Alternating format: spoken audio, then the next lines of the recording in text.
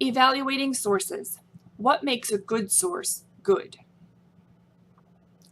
I will spend most of this presentation introducing you to a technique for evaluating sources. First, though, let's cover some basics. Why should you even bother with sources? Well, there are several reasons, but they all boil down to this. The more proof you can provide to support your argument, the more convincing you will be. I could write an entire book about how lab rats are going to take over the world, but unless I can provide proof of my claim, you're not likely to believe me. The same is true for less outlandish claims as well.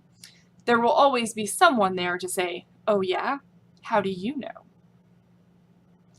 Another thing I want you to understand before we learn this technique is that how good a source is sometimes depends on context. For example, say you're trying to win a bet with a friend. Wikipedia would be a fine source for that, but would not be a good source for a research paper written for a college class. Similarly, a scholarly article, which would be a perfect source for a research paper, would not be a good source for finding out the annual GDP of a foreign country. Sometimes a source might be too much for a particular context, and sometimes it might be too little. Now let's focus our attention on a technique that will help you to effectively evaluate the appropriateness and quality of potential sources. You can use this test to evaluate anything, from research sources to Facebook memes. It's called the CRAP test. CRAAP, or CRAP, stands for currency, relevance, authority, accuracy, and purpose. These are the things you need to consider when evaluating any source of information. Currency refers to when something was written. The importance of currency depends on context.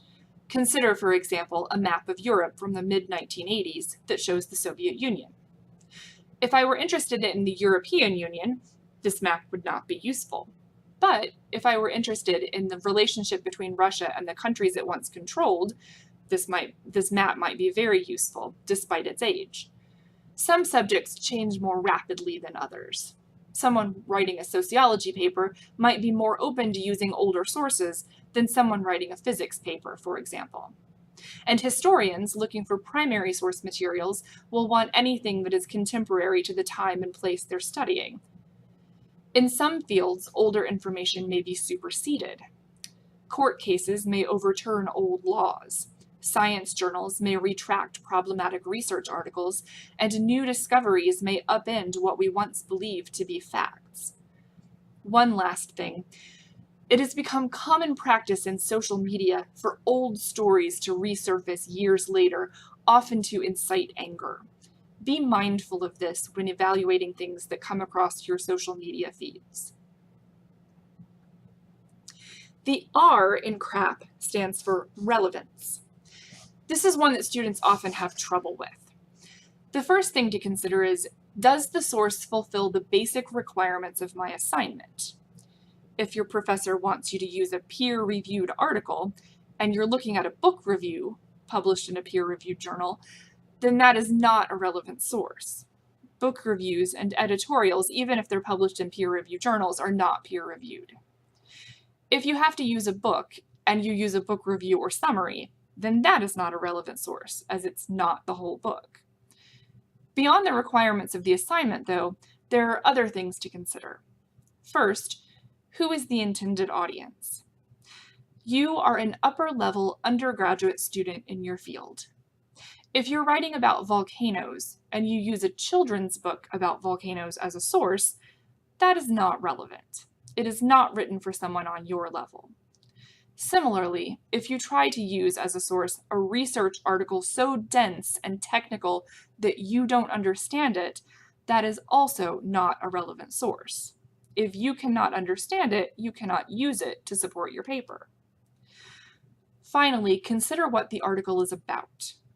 If you're writing a paper about the business side of owning a football team, and you use as a source a history of the field goal, that is not a relevant source.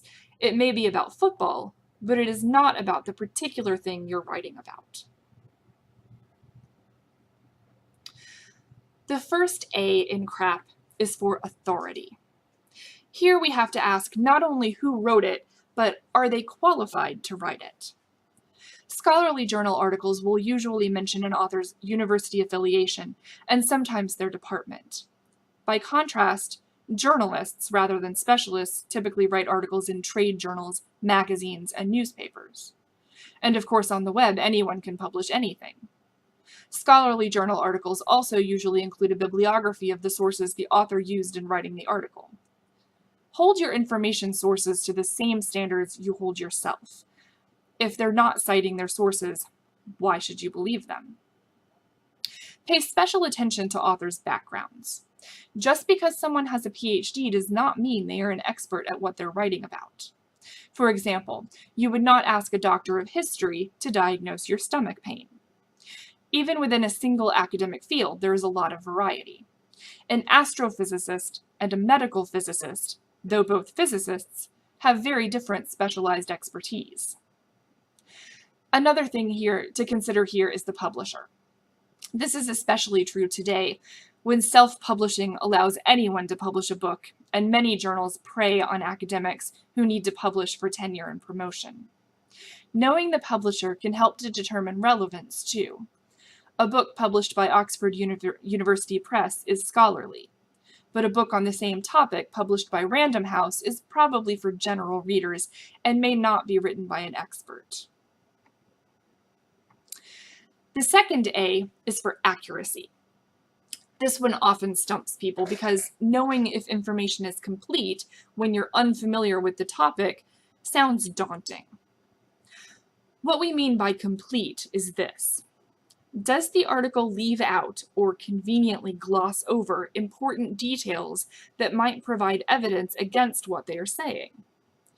For example, if a blogger is trying to convince you that vaccines are dangerous, they might cite the 1998 Lancet article that linked vaccines to autism.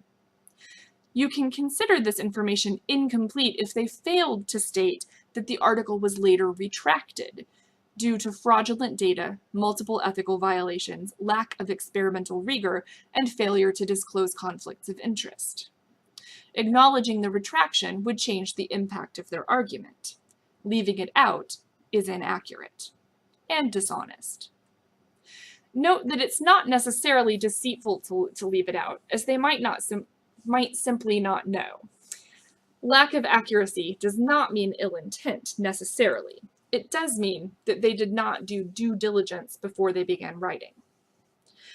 Sometimes a writer will try to claim that a source verifies what they say when actually it does not. Again, this is dishonest. For example, there's a blog post about climate change written by a climate change denier, in which the author cites numerous published scientific studies that he claims prove that climate change is not happening. None of the source articles actually prove that. For example, he cites an article from the Journal of Hydrology about a study that disproved one particular hypothesis about the effect of climate change on precipitation levels. So while he cited his sources, he provided an inaccurate picture of what they actually said. Note that this is also a form of plagiarism. Links to both the blog post and the source article are in the transcript for this video, if you're interested. Finally, the P in CRAP is for purpose. Is the author or creator of the source trying to inform, entertain, convince, advertise, or something else? It is not always easy to determine the purpose behind a source. If you cannot immediately tell, try looking for some of these things. First, consider author affiliations. A climate change article written by someone who owns an oil company should probably be taken with a grain of salt. Second, consider the funding behind the source. For example, should you trust research that touts the nutritional value of chocolate if that research was funded by the Nestle Corporation? And finally, consider the context of the source. If it is on a website with other articles with a clear purpose, it might serve a similar purpose. One last thing that falls under both accuracy and purpose is bias. Bias comes in many forms, but essentially it is prejudice in favor of or against one thing, person, or group compared with another, usually in a way considered to be unfair. Keep calm and carry on, for example, is not just a pervasive and tiresome meme. It originated as propaganda used to reassure British citizens during World War II, along with things like make do and mend and careless talk costs lives. Propaganda is information, especially of a biased or misleading nature, used to promote or publicize a particular political cause or point of view. That covers the CRAP test, but there are a few other things I'd like to cover that are specific to the internet. A URL can tell you a lot about a source found on the free web, by which I mean not in a library database. The most important parts of the URL, for the purpose of evaluating the quality of a source, is the domain name.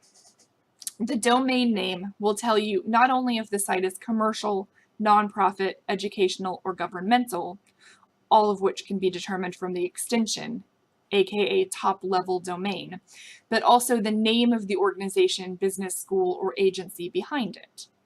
For example, consider two websites, entirely made up, so don't try to look for them. history.wordpress.com and history.harvard.edu. Both have the subdomain history, so we can assume that they're both about history. The first one is on the wordpress.com domain with a .com extension. If you're not familiar with WordPress, a simple Google search will tell you that it is a popular blogging platform that is free and easy to use. The second one, on the other hand, is on the harvard.edu domain with the .edu extension. We recognize Harvard as a top-tier Ivy League university, which makes that URL more likely to be reliable than the first one. But a caveat. Universities often give students free web space to use for assignments or whatever else they might want to use it for. So that .edu site might be a professor's lecture notes, or it might be a D student's pet project. The absolute most useful part of any website is the About page. This is the very first thing you should look for when evaluating anything you find on the free web. It will tell you about the site's author, who is hosting the site, what their interests and affiliations are, and the site's mission.